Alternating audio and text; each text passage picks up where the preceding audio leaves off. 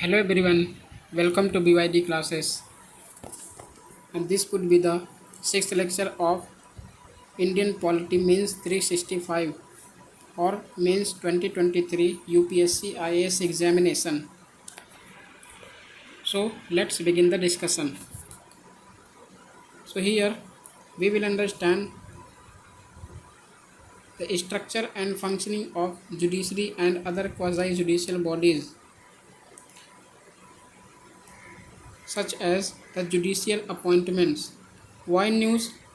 Recently, the President appointed 5 new judges to the Supreme Court, and total strength of the Supreme Court has been reached to 34 from 32 by accepting the recommendations made by the Supreme Court Collegium. And what is the system of judges appointment in India? Constitutional. First is constitutional mandate. Constitution under Article 124 states that the President shall make Supreme Court judges appointments after consulting with the Chief Justice of India and other Supreme Court and High Court judges as he considers necessary. The High Court judges appointment. While for the High Court judges appointment, President should consult the Chief Justice of India under Article 217. Governor, yes, the President consult the Chief Justice of India, Governor and Chief Justice of High Court concerned.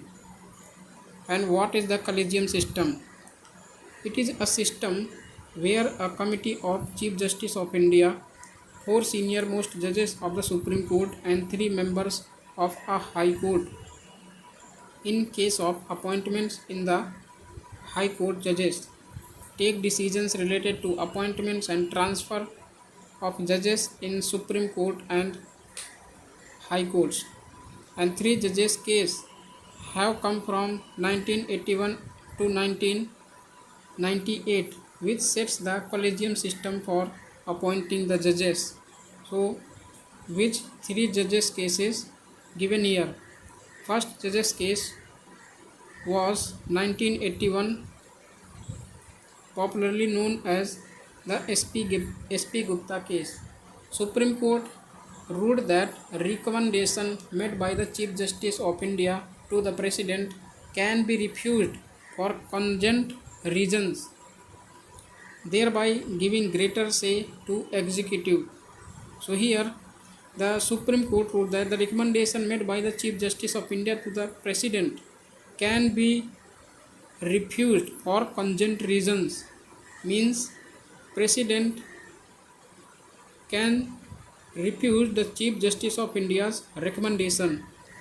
And in the second judge's case, 1993, the Supreme Court advocates on record Association versus Union of India, and in this case the Chief Justice of India only need to consult 2 senior most judges of the Supreme Court over judicial appointments and the transfers.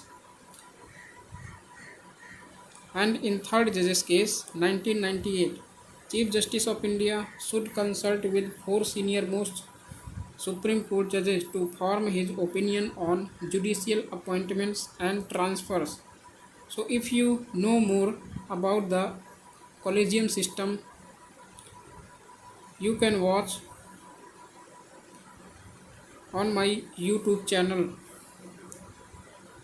okay, which will start from 10th of October 2023. So subscribe this channel and also hit the bell icon. And next is the 3 judges case have come from, it is completed, okay. So next is need of transparency in judicial appointment. So we will later see this. And next, the issues of judges appointment or collegium system in India. Judges appointing judges such as no interference of the government or the executive or legislature to appointment of the judges of the Supreme Court as well as of the High Courts. So collegium goes against the principle of separation of powers between executive and the judiciary and principle of checks and balances by one branch on another, which is basic structure of the constitution. And corrupt practices and politics that happen within the judiciary and it shall not only be independent of political influence but also from their very own influences and closed door affair without a format and transparent system created apprehensions about the process of appointment, administrative burden of appointing and transferring judges without a separate secretariat or intelligence gathering mechanism of checking personal and professional backgrounds of prospective appointees and promotion of mediocrity, limitations of choice to the senior-most judges from High Court for appointments to Supreme Court, overlooking several talented junior judges and advocates. So remember this. And what are the steps to ensure transparency in judicial appointment? First step is to formulate search cum evaluation committee as proposed by the Ministry of Law and Justice to bring transparency in judicial appointments through collegium system. And eligibility criteria to judge the performance and suitability must be formulated objectively and must be made public, and selection process of judges has to be transparent and fair, which is only possible by involving other two branches such as the executive and legislature in process of appointment, and disclosing the decisions of the Supreme Court collegium in public domain reduces culture of secrecy associated with judicial appointment, and a complete record of video or audio of collegium deliberations which is being proceeded. And here the need of transparency in judicial appointment to place the criteria followed in making judicial appointments in public domain will fulfill purpose or mandate of section 4 of Right to Information Act and promote accountability, combat corruption and eliminate arbitrariness in judicial appointments. And third is enhancing the integrity and public confidence in process.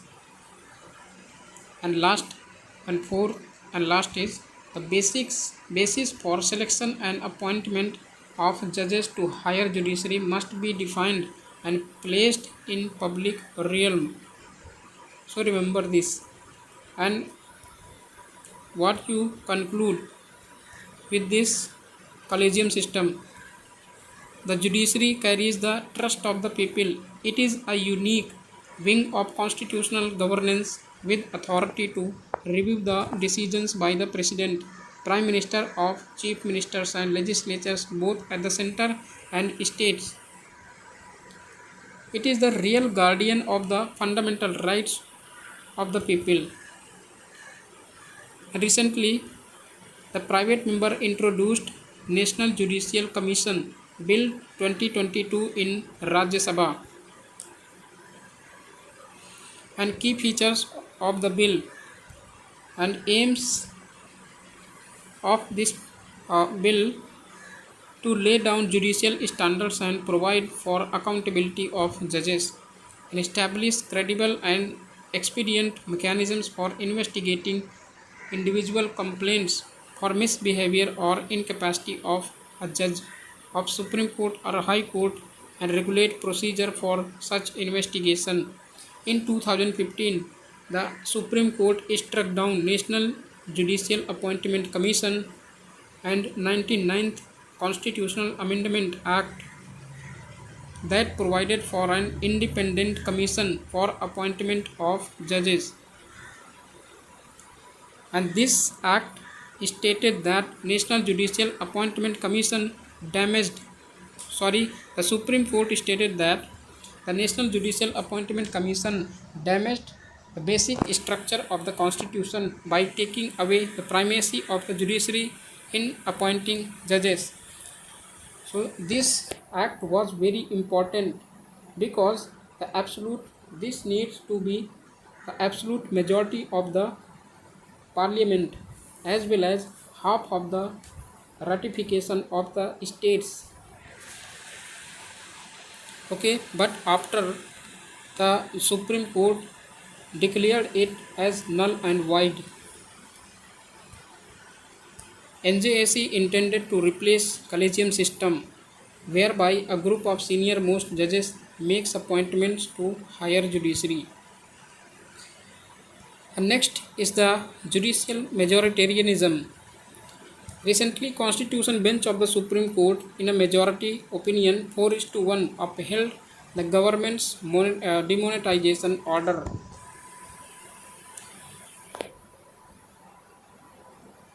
And more on news, the experts have pointed out that some of the most important legal questions have been provided by a bare majority 5-4 vote of the Supreme Court judges. And such cases include legal status of same-sex marriage, Suprio versus Union of India 2022, and electoral finance, ADR Jabalpur versus Union of India, not ADR Jabalpur, but ADR versus Union of India 2021, etc. So these can be included into when the judicial majoritarianism pronounced. Okay, in judicial terms, this way of majority decision making is known as judicial majoritarianism. And what is judicial majoritarianism and why need this? The ratio would be decided on the basis of the ratio of judges. Okay, the constitutional basis. The requirement for a majority consensus flows from Article 145 Clause 5 of the Constitution. Numerical majorities are of particular importance to cases which involve a substantial interpretation of constitutional provisions. In such cases, constitutional benches consisting of 5 or more judges are set up in consonance with the Article 145 Clause 3 of the Constitution. And what are the concerns related to judicial majoritarianism? Personal misinterpretation. It is entirely possible that the majority may fail into methodological errors on the same set of facts, laws, arguments, and written submissions. And any differences in judicial decisions can be attributed to a difference in either the methodology adopted or the logic applied by judges in their interpretation, and avoidance of meritorious dissents. A meritorious minority decision, irrespective of the impeccability, that is clarity of its reasoning, receives little weightage in terms of its outcomes. For example, ADM Jabalpur versus Shivkant Shukla case 1976 upholds the right to life and personal liberty even during situations of constitutional exceptionalism. Dissenting opinion in Kharak Singh versus State of UP 1962 case upholding the right to privacy. So remember this. And next is the dissent due to influence. Rate of judicial dissent during emergency in 1976 was 1.27% as opposed to 10.52% in 1980. Rate of dissent where Chief Justice was a part of bench was lower than in those cases where Chief Justice was not on bench. Okay, and this is why an arguments supporting judicial majoritarianism, such as efficiency through ease of decision making, and objectivity through majority adherence, and equality through fairness. So these are three arguments which are supported for the majority judicial majoritarianism. And what are the way forward? Exploring alternatives to judicial majoritarianism, such as supermajority decision. Supermajority decision requires more than a simple majority of the court to agree upon a result to render a decision for the court. For example, on a 9-member court, while judicial majoritarianism would allow 5:4 decision to prevail, and supermajority decision requires a higher vote tally, such as 6:3, 7:8:1, or 9:0. And panel majority decision. The setup is that there is a larger set of judges from which smaller subset panels are chosen. The subset panels then decide cases using majority voting among the judges on the panel, and weightage on the basis of majority, a system that may either give more weightage to the vote of senior judges given that they have more experience, or to the junior judges as they may represent popular opinion better. And better analysis of the working of Supreme Court. Absence of a critical discourse on judicial majoritarianism represents one of the most fundamental gaps in our existing knowledge regarding the functioning of our Supreme Court, and there should be a critical analysis of the premises and rationales which underlie head counting in judicial decision making, and constitutional matters as pending constitutional bench matters are listed for hearing and judgments are reserved. We must reflect upon the arguments of judicial majoritarianism on the basis of which these cases are to be decided. And next is the women in judiciary. Recently, the Supreme Court had an all-women bench. Was only the third time in its history, and first time was in 2013, and second was 2018, and third time was 2022. So remember this. Reasons for low representation in women judiciary, such as the social factors. The reason was the social factor is first, long and inflexible work hours in law combined with familial responsibility force many women to drop out of practice, and they fail to meet the requirement of the continuous practice. And eligibility criteria for entrance exams. A major barrier to women's recruitment as district judges is the eligibility criteria to take the entrance exams. Lawyers need to have 7 years of continuous legal practice and be the age bracket of 35 to 45. So this is very detrimental solution. This is a detrimental case regarding the eligibility criteria of women for entrance examination. And gender disparity in judiciary, except for one woman judge till now. No woman judge has made it to the Supreme Court Collegium of top 3 judges that oversees appointments in the High Court. And data bank, women in working strength of judges is 12.5% in the Supreme Court, and 13% in the High Courts, and 35% in the subordinate or district courts. And only 3 times, 2013, 2018, 2022, in history of Supreme Court all women benches were formed. And Supreme Court currently has 3 women judges, and country will get its first woman chief justice only in 2027. So remember this. And what are the significance of women in judiciary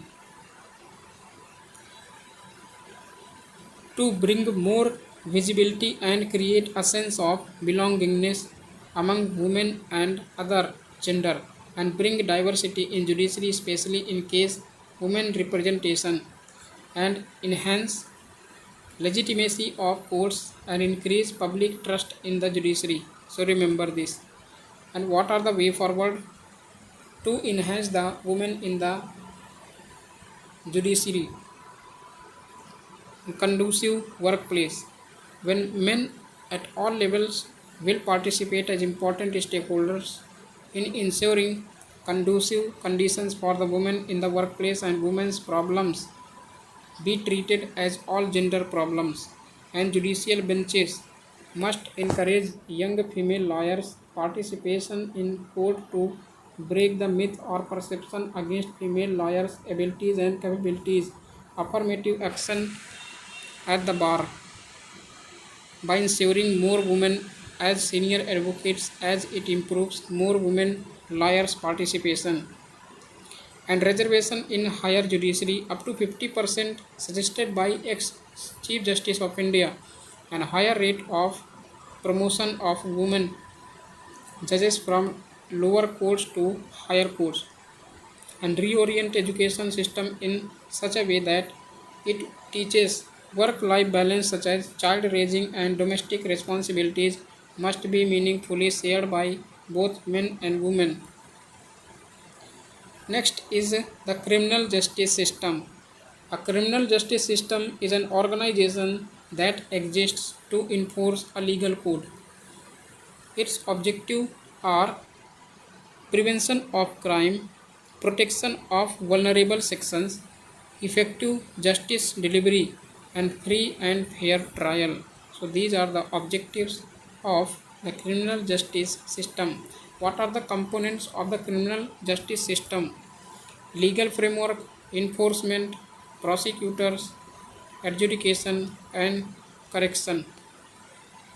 And what are the approaches about the criminal justice system? The deterrence like death penalty, retribution like 1 year jail for robbery, and incapacitation like house arrest, and rehabilitation like special houses under Juvenile Justice Act, and reparation is victim centric like victims compensation. So remember this.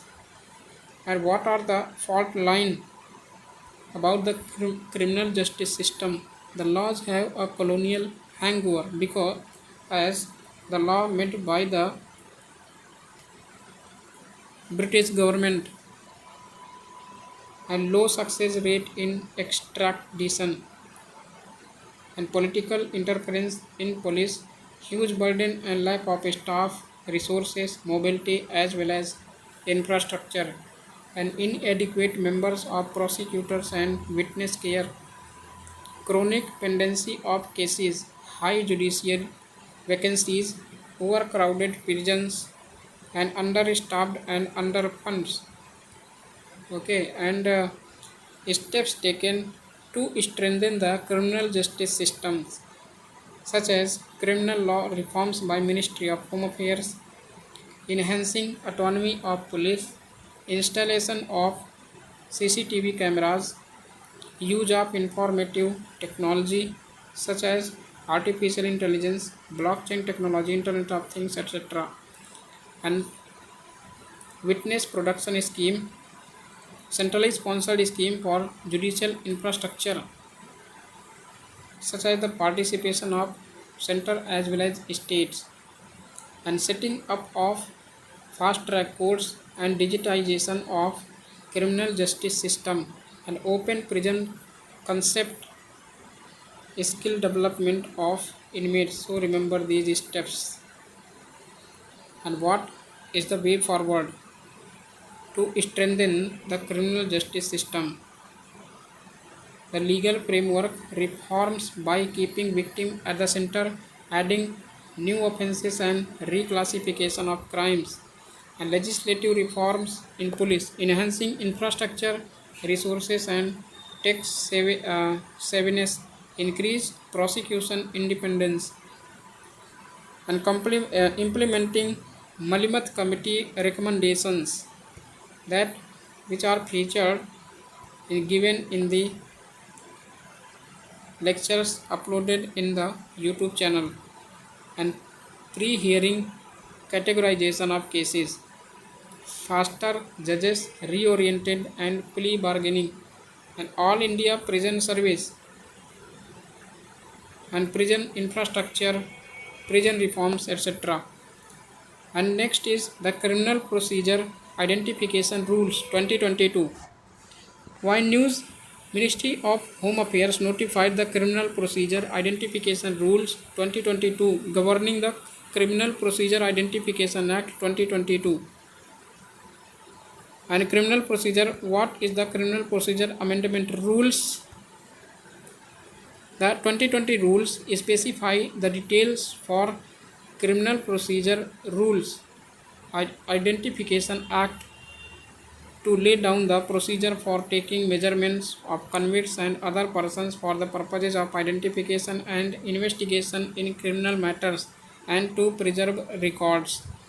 And features of this rule are taking measurements. For certain persons, measurements will not be taken unless they have been charged or arrested in connection with any other offense. And authorized persons to take measurements.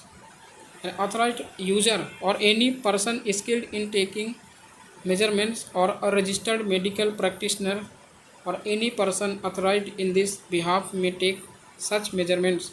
And rule making power of National Crime Record Bureau NCRB under Ministry of Home Affairs will direct states on how to collect and store information. And punishment, the criteria of punishment, any act of unauthorized access, distribution or sharing of data collected under the act shall be punishable as per provisions of Indian Penal Code 1860 and IT Act 2000. Need for this Act 2022 to make provisions for modern technologies to capture and record appropriate body measurements in place of existing limited measurements, and to make the investigation of crime more efficient and expeditious with increasing the conviction rate. And previous recommendations, so remember these. Okay, and under this, in 2003 the Malimat Committee recommended amending the 1920 Act to empower the magistrate to authorize the collection of data such as blood samples for DNA, hair, saliva and semen. And in 1980, the Law Commission of India noted the need to revise the 1920 Act to bring it in line with the modern trends in the criminal investigation. And what is the features of Criminal Procedure Identification Act 2022? Act repealed Identification of Prisoners Act 1920, which was enacted to authorize the taking of measurements and photographs of convicts and other persons. In 2022 Act expands the scope and ambit of measurements which can be taken under the provisions of the law. And key provisions of 2022 Act such as the details collected to be retained in digital or electronic form of 75 years from the date of collection, and resistance or refusal to give details will be considered as offense under Indian Penal Code 1860. Empowers National Crime Record Bureau to collect details about persons covered under the Act from state governments, union territories, administrations or other law enforcement agencies. And other functions of the National Crime Record Bureau under the bill include storing, processing, disseminating and destroying those details. Comparison of key provisions of 1920 Act and 2022 Act. And what are the parameters and features, the difference or comparison between these two acts, 1920 and 2022. First parameter is data permitted to be collected. 1920 Act features was the fingerprints, footprints, impressions, photographs, and in 2022 Act there was another features were added, such as biological samples and their analysis, an iris and retina scan, and behavioral attributes including signatures, handwriting, and examinations under Section 53 and 53A of Criminal Procedure Act includes blood, semen, hair samples, and swabs, and analyzes such as DNA profiling. Another parameter that persons whose data may be collected. In 1922 Act, the features was a convicted or arrested person for offences punishable with rigorous imprisonment of 1 year or more, and persons ordered to give security for good behavior or maintaining peace, and magistrate may order in other cases collection from any arrested person to aid criminal investigation. And in 2022 Act, convicted or arrested person for any offense.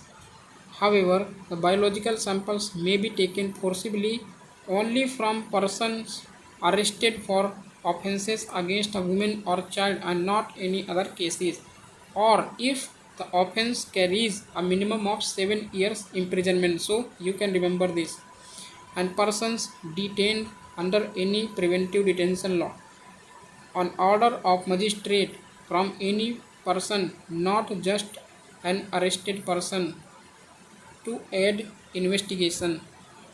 And third parameters is the persons who may require or direct collection of data.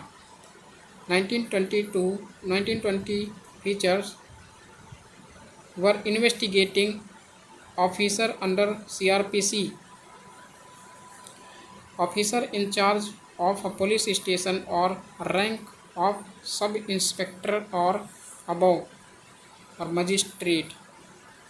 And in 2022 Act features are the officer in charge of a police station or of rank head constable or above, and head warden of a prison, a metropolitan magistrate or judicial magistrate of first class, executive magistrate in case of persons required to maintain good behavior in peace, good behavior or peace.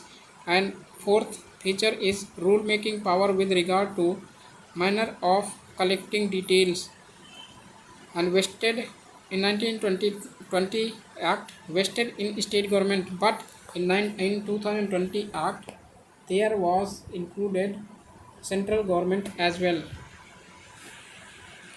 Key concerns with the Act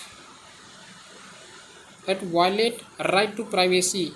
Information specified in Act constitutes personal data of individual, and certain provisions in Puttaswamy case may not meet the Supreme Court's necessity and proportionality standards established in 2017 under the B.N. Sri Krishna Committee or the Puttaswamy case,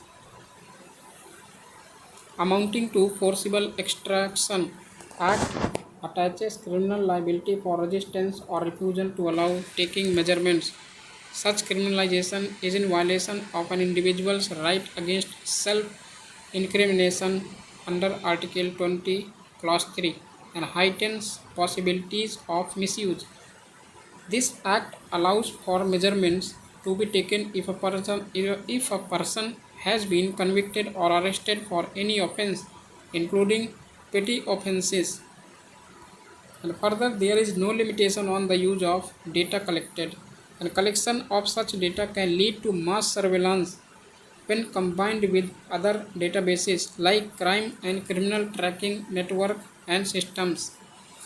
Limitations of NCRB. NCRB is ill-equipped to deal with quality measurement for a database containing records of the proposed measurements, particularly of biological samples and their analysis. And predictive policing. Inclusion of derivative data such as analysis and behavioral attributes have raised concerns that data processing may go beyond recording of core measurements for predictive policing. So these are the some concerns related to the act. And what is the conclusion? To strengthen more precisely and regulating the 2022 Act. This 2022 Act is a welcome piece of legislation which is targeted towards advanced prisoner identification techniques and a more efficient investigation process. A law that restricts fundamental rights must be sufficiently clear and precise in terms of the extent, scope, and nature of the interference allowed, along with the presence of sufficient safeguards to prevent abuse of powers by authority. Next is the Model Prison Act 2023. Ministry of Home Affairs has prepared the Model Prison Act 2023 that will replace the Prisons Act of 1894. So keep this in mind. And Prisons Act 1894, the features of Prisons Act 1894, the first delegation that governs the management and administration of prisons in India was Prisons Act 1894. And this act had its origins in recommendations of Prison Discipline Committee appointed in 1836 by Lord Macaulay. So the Prison Act's father of the father of Prisons Act was Lord Macaulay. So remember this. It defines a prison. This act defines a prison as any jail or place used permanently or temporarily for the detention of the prisoners, excluding police custody and subsidiary jails. It also laid down provisions for prisoners' employment, health, and visits. Ministry of Home Affairs found various shortcomings in the Act and noticed a significant lack of emphasis on corrective measures. And it directed Bureau of Police Research and Development to review laws and prepare a new draft which culminated in Model Act 2023. A need for this reforming the Act. Colonial hangover. India's incarceration system is prone to abuse since it was set up by the British to subjugate political prisoners and to make prisons reformative institutions. This act prioritizes discipline and order in prisons, lacking provisions for prisoner reforms and rehabilitation for better living facilities of prisoners. There is a need to make jails modern and technologically adapt with stringent security measures and killings and violence within prisons. Recently, 33-year-old inmate was allegedly stabbed to death by members of a rival gang inside Tihar jail. And what are the challenges in prison governance? That high under trials and high occupancy rate of prisons and difficulty in obtaining the difficulty in obtaining bail due to delay in adjudication process, lack of support for filing of bail applications, or inability to comply with bail. In this context, the Supreme Court directed Union government to consider introducing a separate bail act to streamline process of granting bail. And vacancies in prison officials. In Uttarakhand, Chhattisgarh, Bihar and Jharkhand, over 60% of officer positions were vacant, burdening existing officers and resulting in inadequate prisoner prison management and unnatural deaths in prisons, and vulnerability of women. Most of the women inmates are illiterate who are arrested on petty charges and they are not aware about their legal procedures. And corruption persists among prison staff with activities such as trafficking, drugs, weapons, etc., posing national security threats due to bribes. And initiatives taken for improving governance of prisons, such as the Criminal Procedure Identification Act 2022, fast track courts, e-courts to streamline judicial processes, and modernization of prison schemes, and e-prisons project. So you can remember this.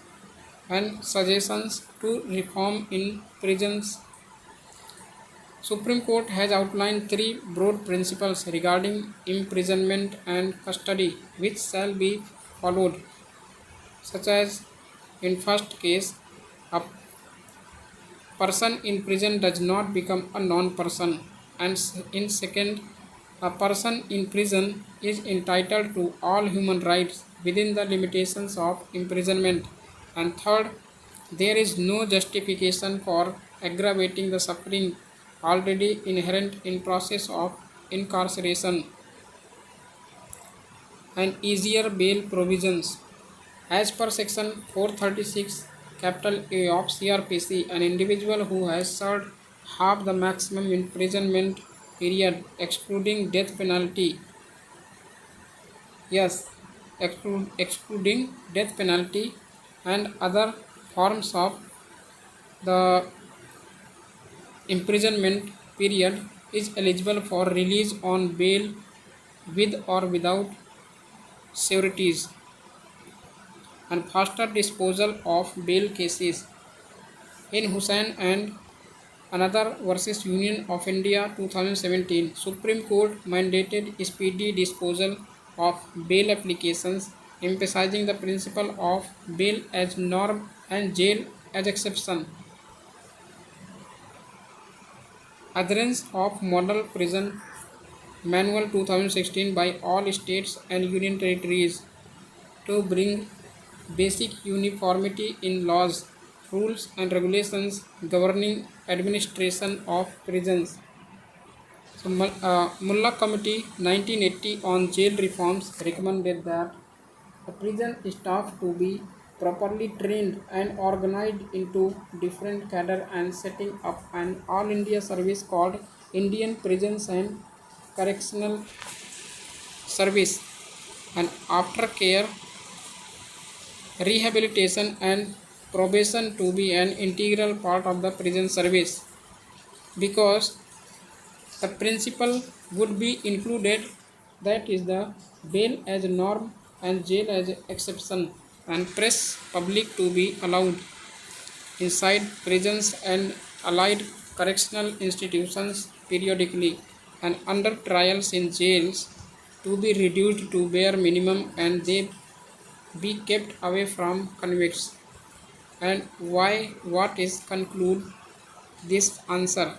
And it is need of the hour that provisions of security of prisoners mentioned in jail manuals must be followed strictly, and also well equipped and trained prison staff should be appointed to look for the safety measures. And it would be needed that the principle shall be applied as the bail as norm and jail as exception. So remember this. Okay. And important news related to prison reforms, such as the right to vote for under trials. Supreme Court decided to examine law depriving under trials the right to vote. A decision to examine came on a petition challenging section 62 clause 5 of the RPA 1951, which deprives prisoners of their right to vote. And this restriction does not apply to a prison under preventive detention. And according to latest NCRB report, there are around 5.5 lakh prisoners in various jails across the country. Argument supporting prisoners' right to vote and argument against prisoners' right to vote. For supporting prisoners' right to vote, that section 62 clause 5 of the RPA is discriminatory because of its broad language which denies right to vote even to those detained in civil prisons, and considered unreasonable as a convicted person allowed to vote if on bail, while denying this right to even under trials if in prison. So these are the supporting measures. And for against prisoners right to vote. And Anukul Chandra Pradhan versus Union of India 1997, Supreme Court held that the constitutional validity of section 62 clause 5 as right to vote is not conferred as per article 14 of the constitution. A right to vote is subjected to limitations imposed by the legislature, and it helps to avoid criminalization of politics and maintain maintain election integrity. So remember this. And right to vote is cornerstone of a democracy. To support of the argument and to oppose the argument that a resource crunch as permitting this would require greater security arrangements. Okay, so remember. And next is the preventive detention. What is preventive detention and why it is in news? Recently, the Supreme Court has ruled that the preventive detention is to be used only in exceptional circumstances. Okay, so here the Supreme Court order observed that preventive detention is an exceptional power of the state which affects the personal liberty of individual and has to be employed sparingly. And court distinguished between law and order situations and public disorder, and preventive detention may apply in the latter, that is public disorder, but never for the uh, law and order situations. Okay,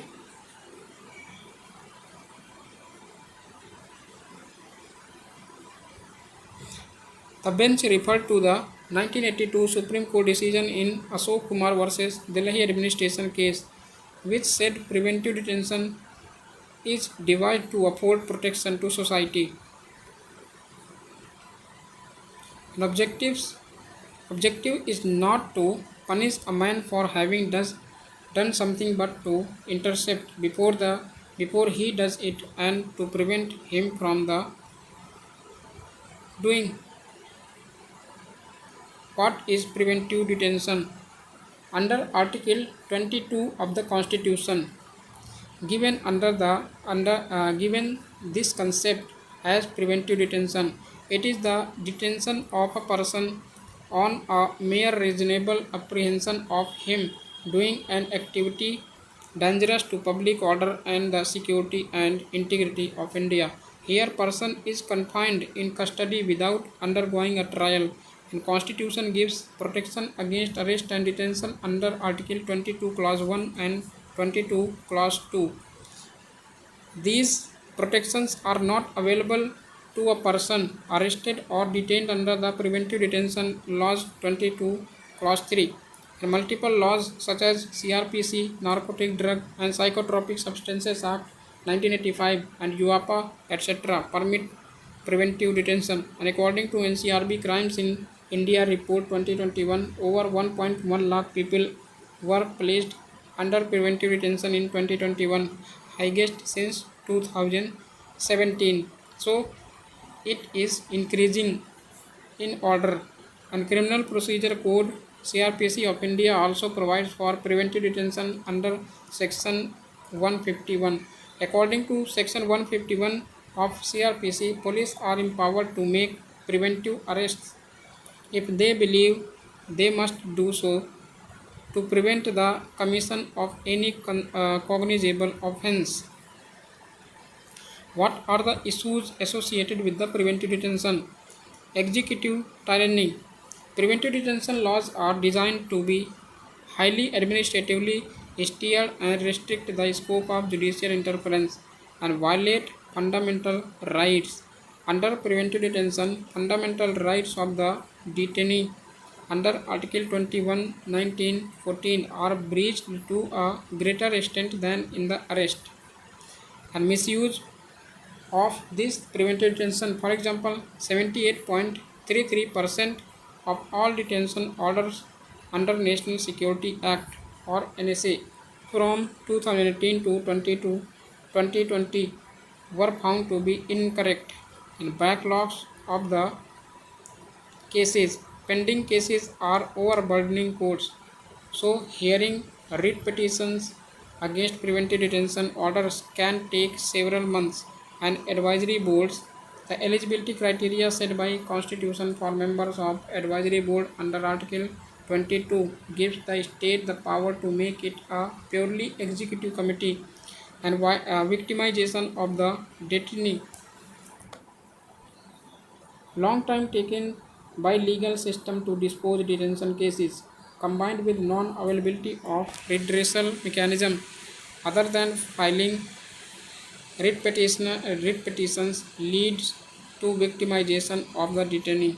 What is the way forward? Legal representative. Detainee should be provided right to consult, represented by a lawyer of his choice at any stage, which is not given in the present time, to ensure that defense is effectively put before advisory board and to aid informed decision making.